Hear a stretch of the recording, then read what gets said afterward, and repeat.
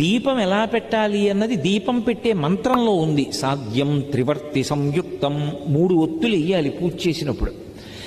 3 జ్యోతులు వెలుగుతూ ఉండాలి పూజ జరుగుతూ ఉండగా. ఇండ్లు వృద్ధిలోకి రావాలి అని యజమాని కోరుకుంటాడు కాబట్టి ఆ 3 జ్యోతులు తూర్పు ముఖంగా వెలుగుతూ ఉండాలి. ఇంకొక ముఖాన్ని చూడకూడదు, తూర్పు ముఖంగా వెలగాలి. 3 జ్యోతులు వెలుగుతున్నప్పుడు దీపం వెలిగించగానే అది మంగళ దీపం, అది ఈశ్వర స్వరూపం. బ్రహ్మ విష్ణు మహేశ్వరులు ఆ దీపాలుగా ఉన్నారు, త్రిమూర్తి ఆత్మకం. ఇక వాళ్ళు ముగ్గురు తప్ప వేరొకటి లేదు లోకంలో.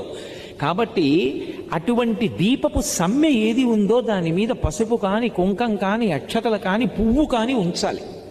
ఎందుచేత అంటే మంగళ దీపం అంటాం.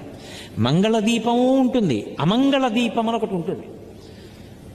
నేను దాని గురించి ప్రత్యేకంగా చెప్పక్కర్లా. ఎవరైనా వెళ్ళిపోయారనుకోండి, పార్థివ శరీరం ఒక్కటే ఉండకూడదు, అందులో జ్యోతి వెళ్ళిపోయింది. అందుకే ఏం చేస్తారంటే పడుకోబెట్టి తలకట్టున ఓ దీపం పెడతారు, దానికి మట్టు మీద పసుపు కుంకాలు వేయరు. అది అమంగళ దీపం. మంగళ దీపం ఇంట్లో పెట్టారు అంటే దీపం వెలిగించగానే కాసిన పువ్వులు వెయ్యాలి, లేదా పసుపు వెయ్యాలి, లేకపోతే కుంకం వెయ్యాలి, లేకపోతే కాసిన అక్షతలు వెయ్యాలి, వేసి నమస్కారం చేయాలి. అదే